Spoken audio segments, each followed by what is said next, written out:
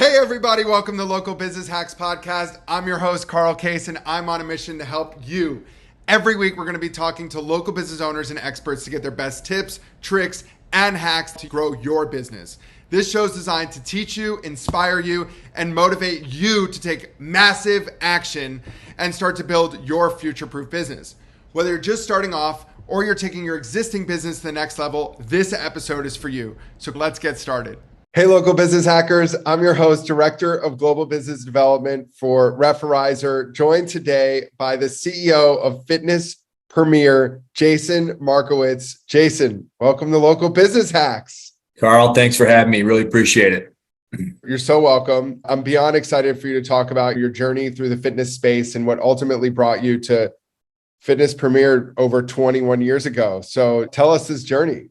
Yeah, I fell into a unique opportunity right out of college. So I played sports, was active my whole life, played college football, and I had a college football teammate of mine that had a family member that was opening up a health club in the Chicagoland area where I live, right? So right out of school, I was able to fall into this concept. It was my first job out of college and just kind of grassroots learn the business, from working the front desk, cleaning the equipment, started training. And about 12 months in, it was kind of a unique opportunity because the founder of that concept was an investor and he was over on the West Coast. So he would invest in the store and look for operating partners to run the day-to-day. So I was blessed to be able to be one of those operating partners really early on in that concept as it hit the market.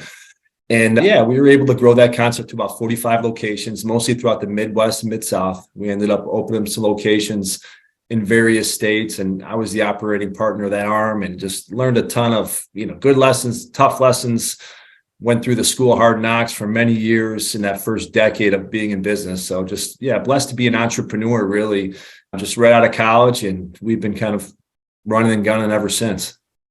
That's awesome. Well, congrats for staying in this space. It's forever fulfilling with the amount of transformations that you see come in and out of those doors. It's awesome.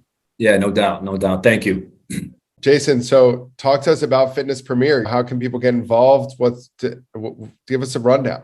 Yeah, so today we have 19 locations, mostly based in the Midwest. We have a store in Northern Georgia as well. They just opened. It's a franchise location about 2 weeks ago.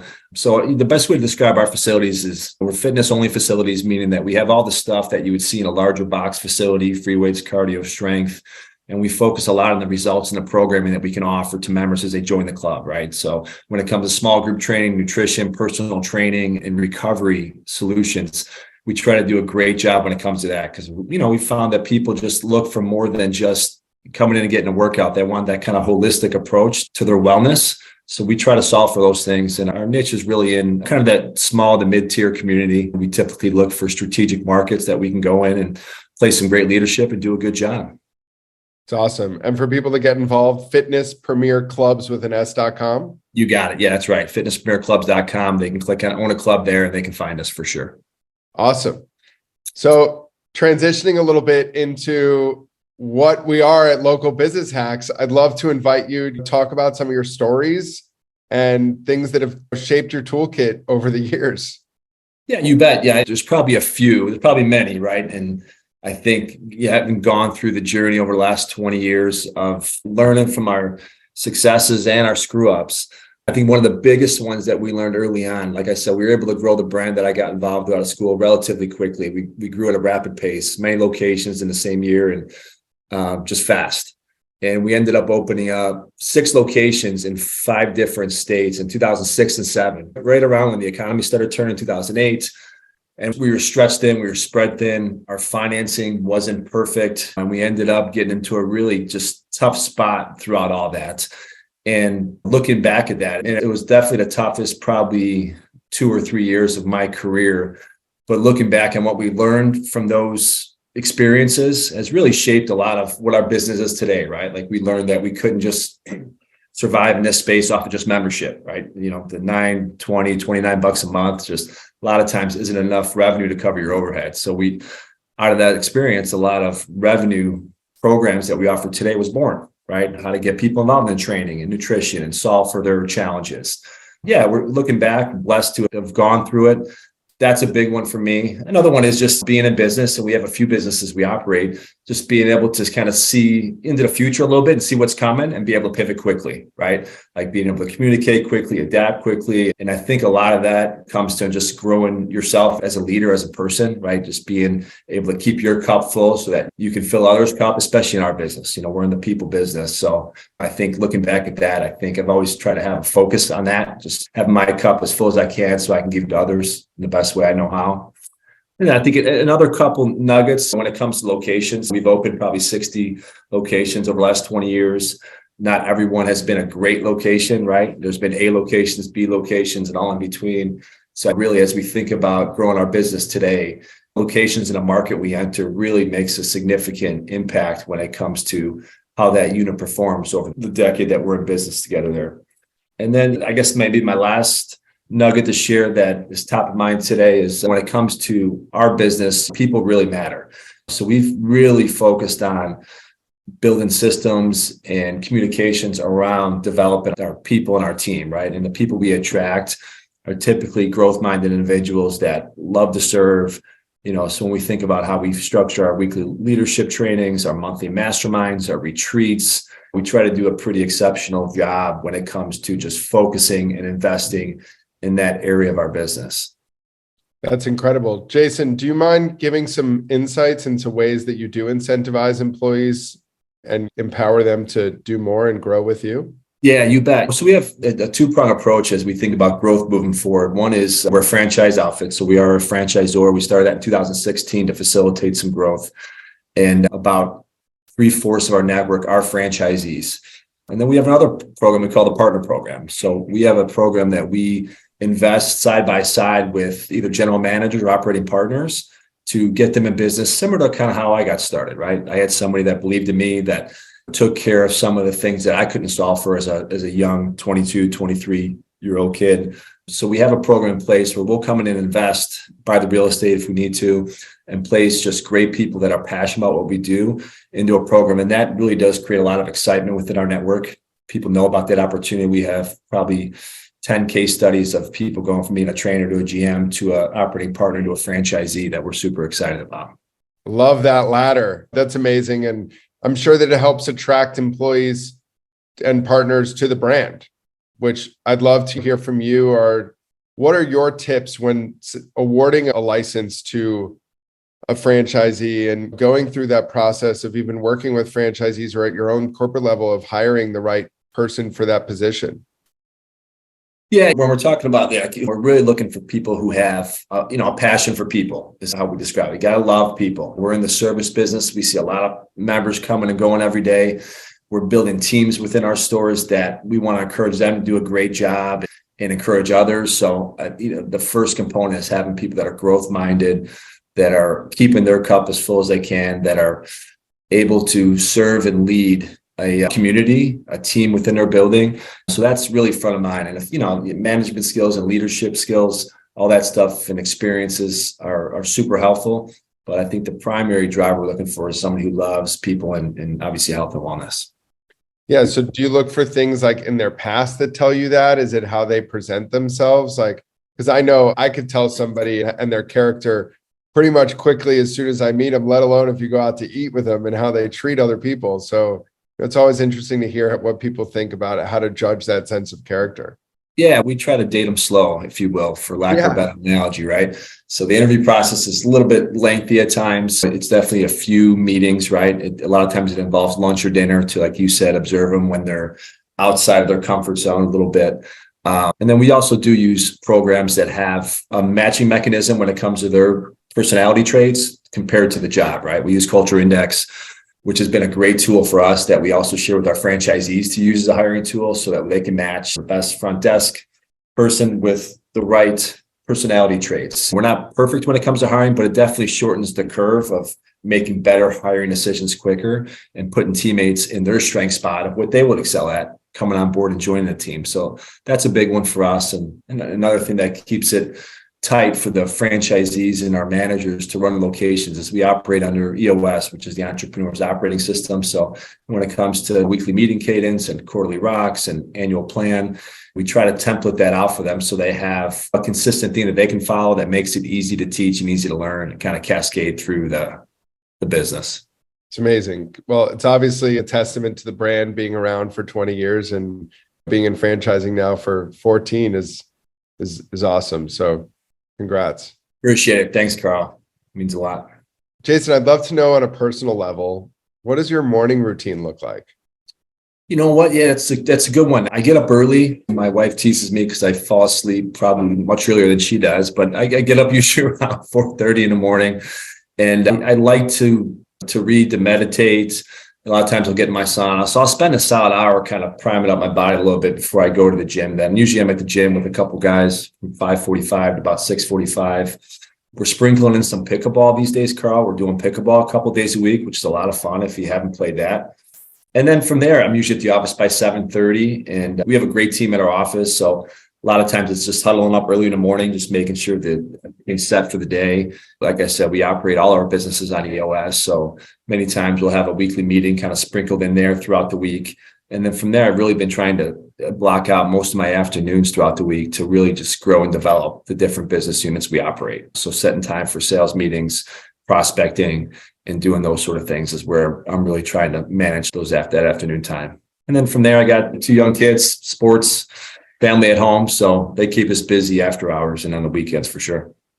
Well, congratulations on building a schedule that I think almost every CEO dreams of, is having time to become an innovator, which is what got you in this role in the first place. So I imagine that didn't happen very quickly and that took a long time to get to.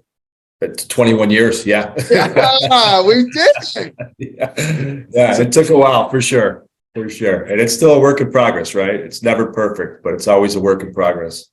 I'll give you one of my hacks, which is going to lead me into our next question, which is what books do you recommend? But one of the recent ones that I finished is from Dan Martell, who has a really great tool for software as a service companies like Referrizer called SaaS Academy. But the book that I finished was Buy Back Your Time. Man, that thing is revolutionary. I recommend it to anybody. Love it. Love it. Yeah. What are you reading? What do you like to read? What do you recommend to people to read? You know, I'm a big fan of Traction. Obviously, we're running on EOS and Good to Great by Jim Collins. And I'm currently reading one. It's called The Future is Faster Than You Think by Peter Diamandis. Okay. He's really into the AI and the longevity and a lot of health and wellness, futuristic type of thinking. So I find it pretty fascinating. You know, they do a really neat job of breaking down industries and how AI is going to affect all the industries that are out there. It's pretty interesting stuff when you get into it. Yeah, we announced part of our platform is reputation management, and we announced a AI reputation module that's responding to reviews with our SEO tools. And it's really crazy. Like, these computers are taking hundreds of thousands of hours and doing it in seconds. And it's better than us sometimes. It's mind blowing. I'm mind blowing. Yeah, we should talk about that offline. Love to learn more about that. Really crazy. Anyways, Jason, if you were to, rolling back to however long you want, if you were to give your younger self a don't do this, do this, what would it have been? Yeah, that's a good one. There's so many probably life lessons that I've had. I think especially early on, looking back in my younger years as an entrepreneur, I was so excited to just do more, right? Like 2 locations is better than 1 location, right? 6 is better than 2, and I think I learned going back that more doesn't necessarily equal better, right? Especially if you don't have a strong foundation within your own personal leadership skill set and your financing and all the other things that come with business. I think looking back, more units or quicker growth doesn't always equal better. A lot of times if you have a great stepping stone, you have something that's really doing well, being able to focus and hone in on that is a real skill, So I think as we think about the future for us, we're trying to really stay disciplined and focus on what we're doing on the fitness side of things and really growing this to a meaningful level and attracting some great people along the way. That's awesome. So I have an idea on how you're going to answer this next question, but I think hearing it from the horse's mouth is even better. You discussed it a little bit about implementing financing to help franchisees and trying to become this all-in-one solution, which is desperately needed in this space. My question is, what do you think are the biggest challenges that your industry today is facing, and how is Fitness Permanent and the other subsidiaries that you operate battling this? One of the biggest things I think the fitness industry faces today is just the ability to meet consumers where they are, right? Like I think when you think AI and tech and Peloton and some of that home service stuff that's out there, consumers are so used to getting it quickly, right? Their Apple Watch, they can get feedback quickly and they want it now, right? Yeah. So being able to be in a brick and mortar facility where people come to exercise, being able to work in different things that keep you connected with them when they're outside the gym, and also connect with them before they even come to your gym. Like find ways to go meet them where they are, which might not be at any gym, and come up with program solutions to get their attention, to get them engaged so that they feel compelled to come and visit you. I think that's a big one. And I'm excited about some of the AI stuff that you mentioned that your company's doing. I think there's a lot of neat solutions that are right around the corner for us to be able to do that with consumers. Because at the end of the day, I think brick and mortar facilities, real estate facilities where people come to visit, I think human beings by nature are social animals, right? We're social beings. We want to be around energy. We want to bring on others. We want that encouragement, that reinforcement, that positivity, that relationship. Those are the things that we try to focus on with our team and our facilities so that when they come through the door, we're selling more than just a X dollar membership, right?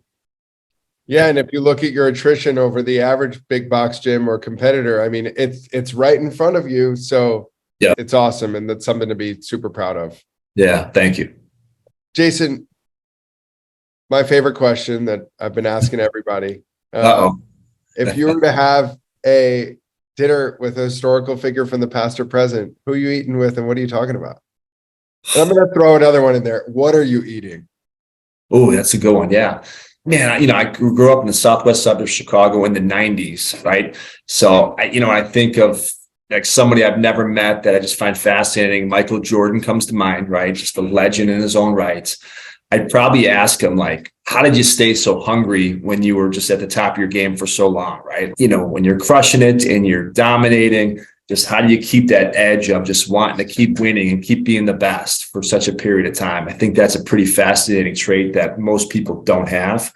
And I would for sure be eating steak and lobster, maybe at his steakhouse in Chicago. He has a steakhouse in Chicago. So maybe we can set that up, Carl. If that goes down, you're definitely in. You're invited. Awesome. Well, I appreciate it. Jason, this has been incredible. I want to encourage everybody, fitnesspremierclubs.com. Connect with Jason on LinkedIn. Is that okay? Is there a better? Yeah, absolutely. You bet. Jason Markowicz, and let's stay connected and congrats on the growth. And thanks for coming on from us and our team over here at Referrizer. Yeah, I really appreciate it, Carl. Had a blast and I look forward to staying connected. Thank you so much. That's it for this week's episode. I hope you found it helpful. Be sure to head over to our site, local-business-hacks.com, to check out the show notes and send me questions or ideas for future episodes. If you want to grow your business, just like the people you've heard from here, follow Local Business Hacks Podcast and tune in for new tips, tricks, and tactics. Until next time, thanks for listening and keep hacking.